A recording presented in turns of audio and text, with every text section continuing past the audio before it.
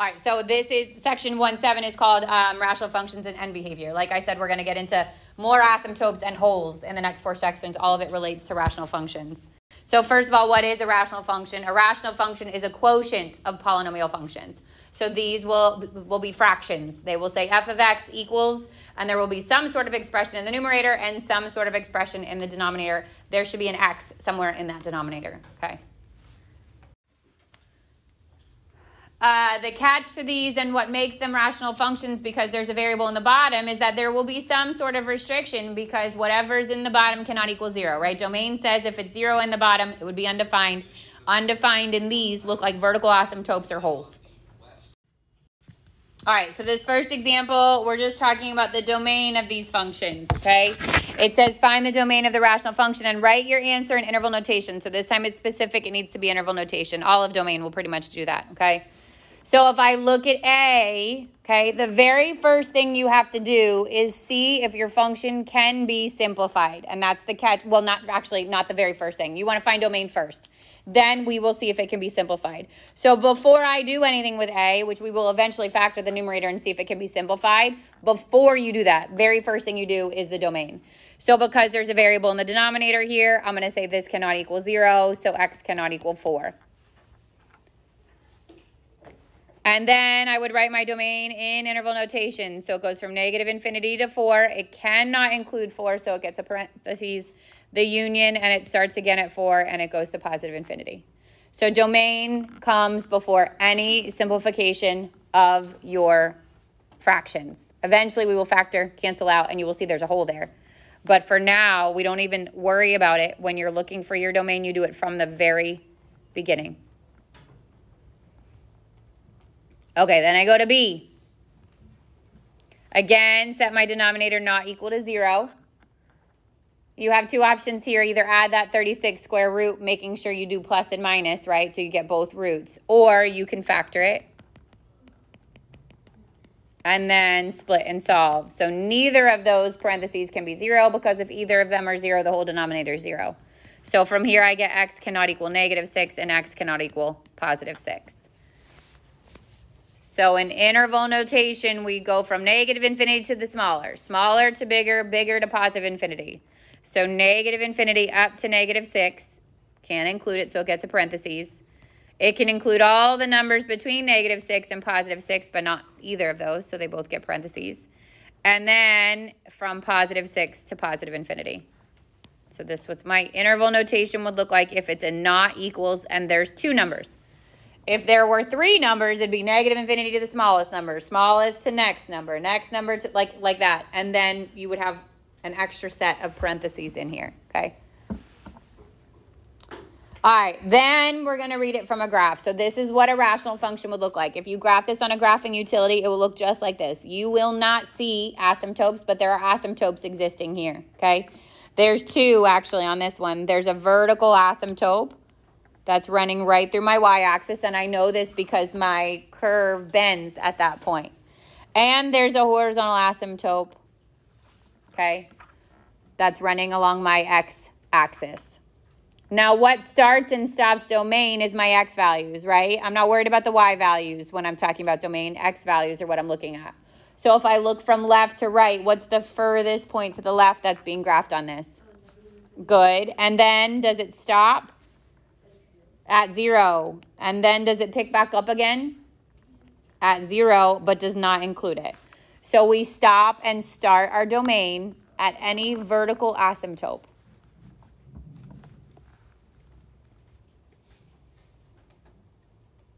And there could be multiple. I could have a graph that has a vertical asymptote here, a vertical asymptote here, a curve here, a curve here, a curve here, which would mean our domain, oh Lord, come on, you could do it.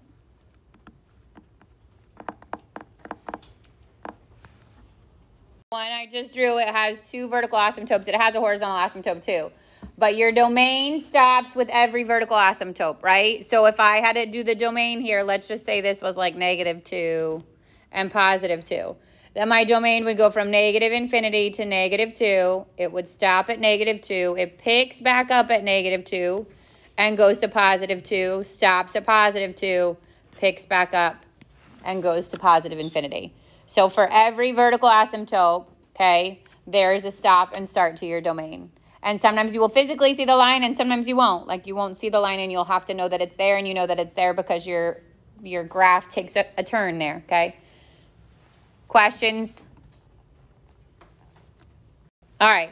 Now let's talk end behavior. So we did end behavior on our polynomials, right? When the arrows were pointing up and down. We're going to use limit notation to describe this end behavior. So just like we did before, okay? But what happens here is, if you look at your notation, like on this specific rational function, what's happening all the way to the left? What's going to happen to that curve? This is an arrow. You can't really see it. But this arrow means it's going to keep going, okay, right? And it's going to go, as it goes to negative infinity, it's getting really, really close to that x-axis, but it's never going to hit the x-axis, okay? So if I was to describe this in limit notation, I would say the limit as x approaches negative infinity, which means as my arrow goes left, my function equals 0. It never actually hits 0, but it is approaching 0.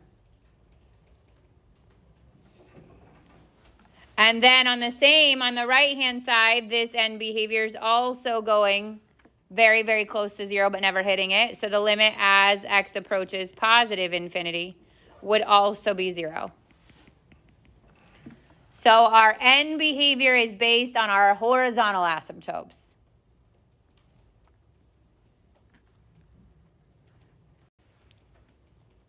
Example 2 says, find the end behavior of the rational function using its graph. So we're going to talk about how to find horizontal asymptotes from an equation, but for right now we're using this graph, okay? What's happening as this arrow continues to move to the left? If I kept going with this, what direction is it going in? It's going to negative infinity because there is no horizontal asymptote here. There's actually a slant asymptote. You didn't see it, but there's a slant asymptote. But that arrow would keep pointing down and down and down. So the limit as x approaches negative infinity, f of x, goes to negative infinity.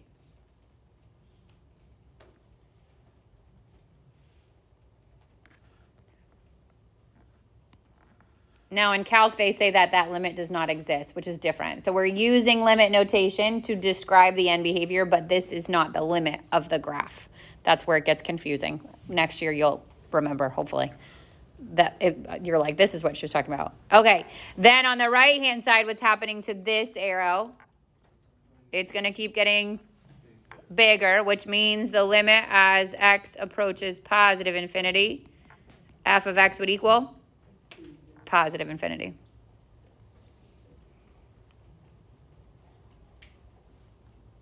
We good so far? All right, now we're going to talk about it from a table. So this says find the end behavior of the rational function by completing the table. So here is my g of x. We're going to use our graphing utility for this. Here's my g of x. And then it says figure out that you want to figure out the what happens as the x increases without bound, and then you want to figure out what happens as the x decreases without bound. And it gave you specific values. So the easiest way to do this is store this equation in your y1, and then do y1 of 10, y1 of 100, y1 of 1,000, or you can store it and you can go to your value on your graph. Two different ways, both pretty easy. So we'll talk about both ways. So first thing I'm going to do is store it in my y1. I'm going to do that without having the camera on. Okay, so I typed my function in so I don't have to type it every time. And then I have two options. So I can go to second quit and I can type in alpha trace y1 and I can do 10. And it's gonna give you your 10. Now this time it gives it to me in fraction form. I want it in decimal form to see what's going to happen with the behavior of that decimal. And the way we can convert it is if you go to math. So if I go to the math menu and I scroll over right there on the math menu, you see it says arrow fraction, and underneath it, it says arrow decimal or DEC. If I hit that, it's going to take the fraction and it's going to convert it into decimal for me. So I went to math, The first menu says arrow fraction. That's if it was a decimal and I wanted to go to fraction, I would do that. This time it's a fraction and I wanted to go to decimal. Can you just do 39 divided by 56? Sure. But you can also just convert it. All right, so now I get 0.696. I'm going to keep the 3 decimal points because that's what you would typically do unless it tells you otherwise. And then my other method to finding each of these values is I go to the graph. So if I graph my function, first of all, notice it takes a little while. Like if that guy's spinning, it's trying to load my function.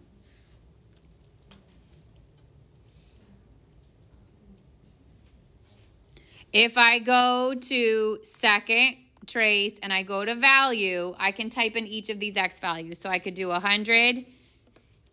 Oh, it's off my screen. I can't. So it's too far, okay? I could have done 10, I think. Let me see, 10. Yeah, 10 it would have given you. But again, it gives you in fraction form, okay? So if it's too far off your screen, sometimes it will give you that error, that 100. It would have been hard for it to do, okay? So then I just go back to the way we were doing it before. So I'm going to go up to my y110. I'm going to add on a 0. y100. I'm going to go math, decimal. And I get 0.041. And then I go up to y1, I add on a 0, and I get 0.004. And then I go up to y1, and I add on a 0, and I get 4.007 e to the negative 4. 07. What does the e to the negative 4 tell you? Move the decimal back 1, 2, 3, 4 places. So it's 0.0004. So typically I would round that to 0. I'm going to keep that 4 because I want to know that that's not exactly 0. Okay? Because that will affect our limit at the end there. Okay, now I'm doing the same thing but with the negative 10s. So I'm going up to my y1. Negative 10. Delete out the rest of my zeros. And again, it gives it to me fraction, math, decimal. So negative 10 is negative 0.427. Go up again. Add on the 0. Negative 0.3039. Go up again. Add on the 0. Negative 0.004. Go up again. Add on a 0. And I get that e to the negative 4. So 3.99 e to the negative 4 says 1, 2, 3, 4 zeros in front of my decimal. So this is going to be, oh, and it's negative. Negative 0.0003.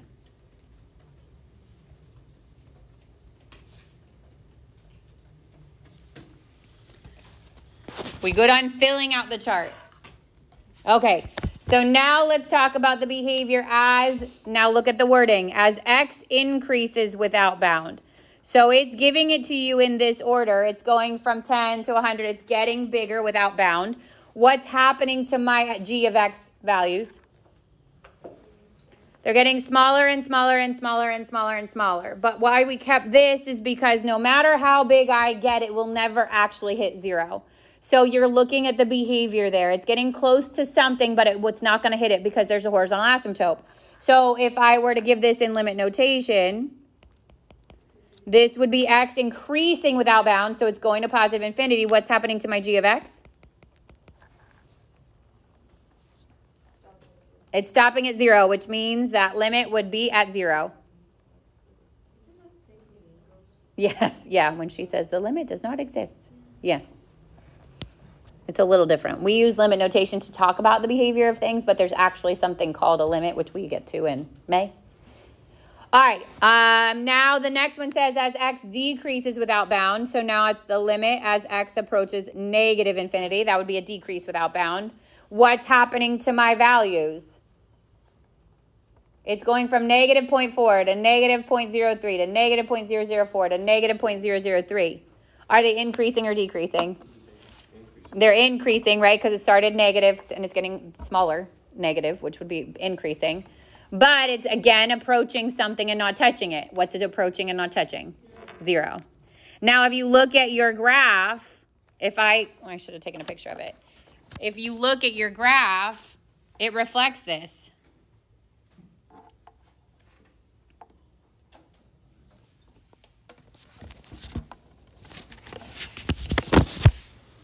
What behavior are we describing of this graph? What's it asking for? What's the topic that we were doing? The end behavior. So we don't worry about anything that's happening in the middle. In the middle there, it crosses the x-axis, right? A rational function can cross through a horizontal asymptote. It cannot cross through a vertical asymptote because it's undefined. But it can cross through a horizontal asymptote, which is what it's doing here. It's literally crossing through this horizontal asymptote. What we are describing is the ends of these graphs. And the ends of the graph are defined by your horizontal asymptote. Okay? So you won't have both. You won't have a graphing utility with a function equation that you can look at your graph, because you could just look at your graph and find the limit there, okay? But you could have something where it preloads a table, and it will give you a table of values, and it will ask you to describe the end behavior. So be prepared for that. All right, so those horizontal asymptotes, again, are what defined the end behavior, okay? These are horizontal lines, which means the horizontal asymptote is always going to be a y equals. These are one of those things, if you don't write it in equation form, it's wrong. So you can't just give me a number. It is y equals, or f of x equals, but typically y equals. And it is the horizontal asymptote that affects the ends of my graph, okay?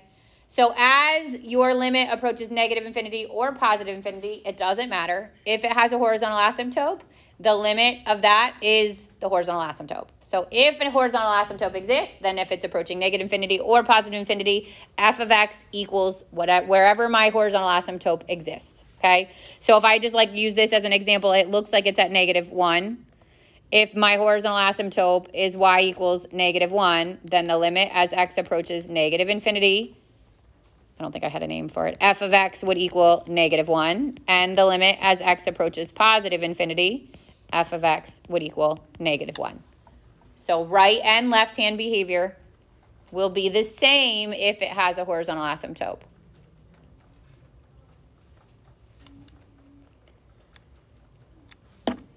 If you're looking at a graph, you can simply identify your horizontal asymptote. If you have the equation, then a horizontal asymptote occurs in 3 scenarios. The first is if the exponent of your numerator, so n is the highest exponent of your numerator, and m is the highest exponent of your denominator, which is called the degree.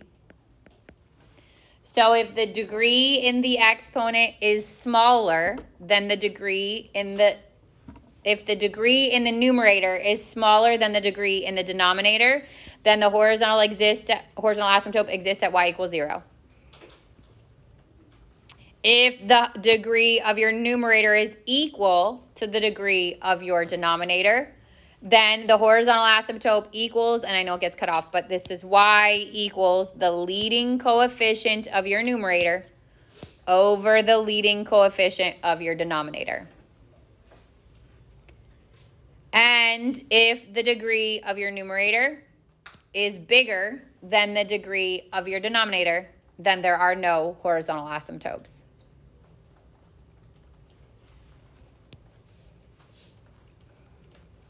So if it's bigger in the top, or smaller in the top than it is on the bottom, something like x to the 4th followed by stuff, over x to the 5th followed by stuff, then my horizontal asymptote is at 0. If they are the same, if it's at 3x to the 4th over -2x to the 4th, again, it would be followed by stuff, otherwise that would be simplified. Then it's the leading coefficient of the numerator over the leading coefficient of the denominator. So it'd be like y equals -3/2 there. And if it is smaller in the numerator than it is in the denominator, then there is no horizontal asymptote.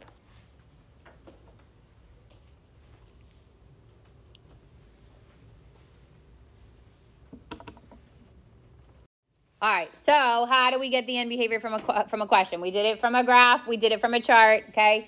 from an equation. How do we get it from an equation? Well, the first thing you're going to do is figure out what your horizontal asymptote is.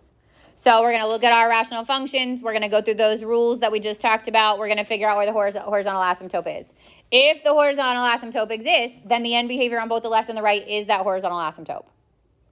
If the horizontal asymptote does not exist, then we do this funky little thing where we take our equations, we grab just the leading coefficient, actually it's the leading term in both the numerator and the denominator, so you need the variable and the coefficient.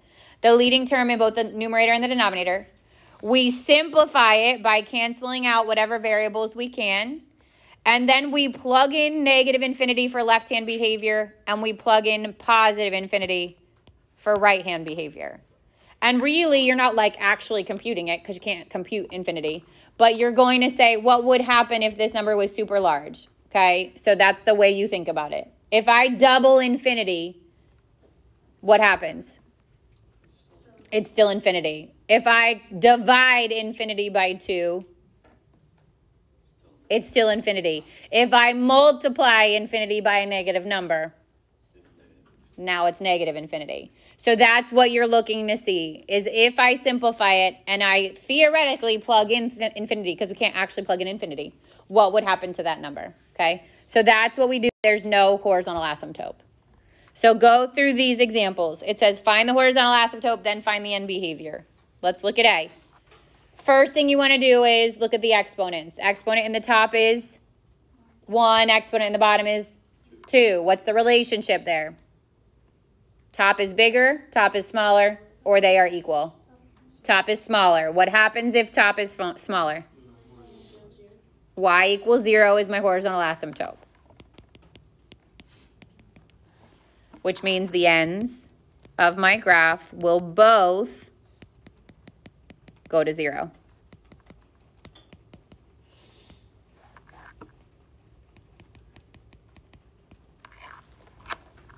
So if there is a horizontal asymptote, then both left and right-hand behavior is to the asymptote.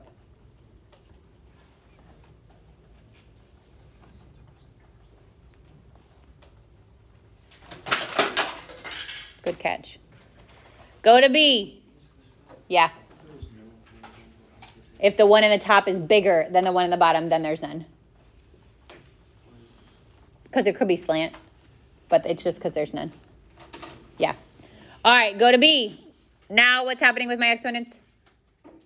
They're the same. If they're the same, then what do I do? Leading coefficients. So my horizontal asymptote would be y equals, what's the leading coefficient in my numerator? 3. What's the leading coefficient of my denominator? 1. So y equals 3. So as x approaches negative infinity, my graph also approaches 3. And as x approaches positive infinity, my graph approaches 3.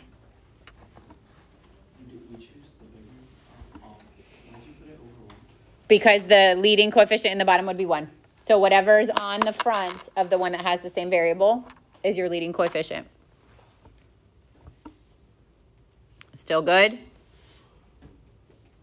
Yes? Okay, so go to C.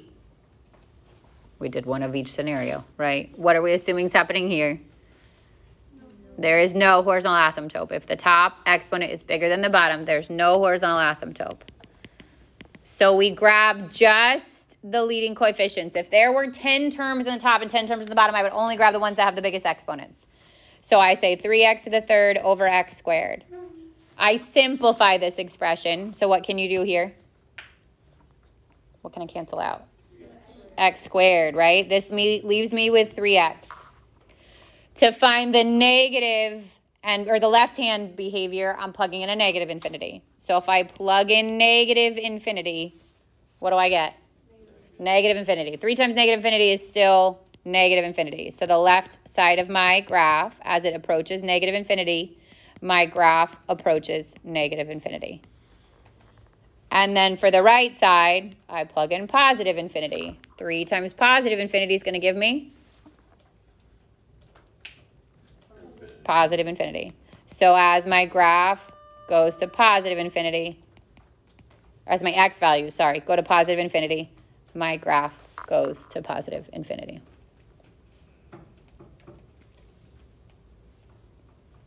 So if it has a horizontal asymptote, it's the same on both sides. If it does not, then you have to figure it out. It can actually still be the same on both sides. They can both go to positive infinity. Or they can be different. Or they can both go to negative infinity, depending on what's left after you simplify. Still good? Questions? All right. How do we evaluate a limit? Wait for it. All right, the last topic is evaluating the limits. So the end behavior, this is the end behavior for just one side of the graph. It will specifically say what is the limit of the graph as it approaches positive infinity, or what is the limit of the graph as it approaches negative infinity. So we'll just isolate that one. Same thing, we're gonna find the horizontal asymptote, okay? And then you're gonna, if it doesn't have the horizontal asymptote, you're gonna simplify the fraction using the leading terms, plug it in, just the side you're looking for. So it's literally just isolating one side. So the notation looks like this, but it means almost the exact same thing. It's just only one half of it, okay? So it'll say the limit of this graph as it approaches positive infinity, and then it gives you the function there. So ignore what side you're doing at the beginning because it could be the same for both sides. So here's the difference between like an A and a B. A has not been FOILed out, right? So we don't need to completely FOIL it out. It's already factored. We don't need to completely FOIL it out. We really just need the leading term. So I'm only worried about what happens when I multiply x by 2x. If I multiply x by 2x, I get what? 2x squared. Now I look at the exponents. What's true about them? They're the same. So this is leading coefficient. And my horizontal asymptote happens where? 2. 2 over 1, which would be 2. Which means whether or not it said x approaches negative infinity or says x approaches positive infinity, the answer for both is 2. So it already gives you the limit notation. You just need the value. Yep, so you need to multiply the x by 2x because I need to know the degree, right? The degree is the same. In the exponent, it's 2. In the denominator, in the numerator, it's 2. In the denominator, it's 2. So this is the leading coefficient scenario. Yep. Okay, go to B. Already FOILed out for you. What's true about the exponents? Top is bigger than bottom, which means none exist. So now I'm going to simplify, but I'm only going to plug in negative infinity.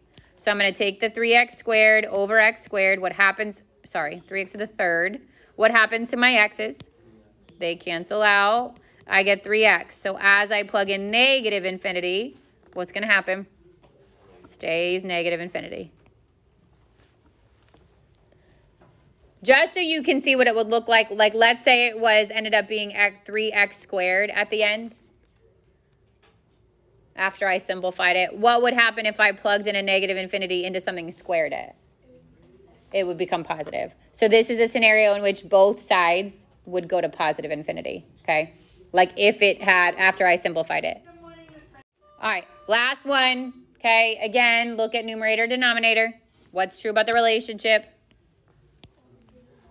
Top's greater than bottom. Okay, so this is like what we just talked about. I would do 3n to the 5th over n to the 3rd. The n's are going to cancel, and I'm left with 3n squared. So then I plug in my negative infinity. Negative infinity squared results in a positive infinity. And 3 times infinity would be infinity. Right. So that's how you'll lose a sign, like on a negative. So it's not 3n to the power 2 times negative infinity. Correct. You're plugging in. Yep. And then if it was like negative 3 times negative infinity, it would be just infinity. Negative infinity. Yep. Oh, negative 3 times negative infinity would be positive infinity. Yes. Yeah. So how do I put the answer for all those problems? Like that. Would it be asymptote or just that? Just that. No. Because it already gives you the limit notation. You need the asymptote to know what to put there, but your answer is just what the value is. Yep. Tonight's homework is, it's a PDF, and it's a AP Classroom.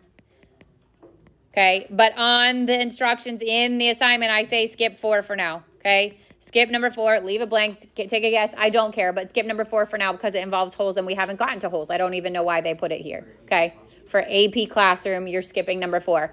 I do want you to screenshot it though because we're going to go back to it. So screenshot it, include it on your homework, but we'll go back to it after we talk about holes and stuff.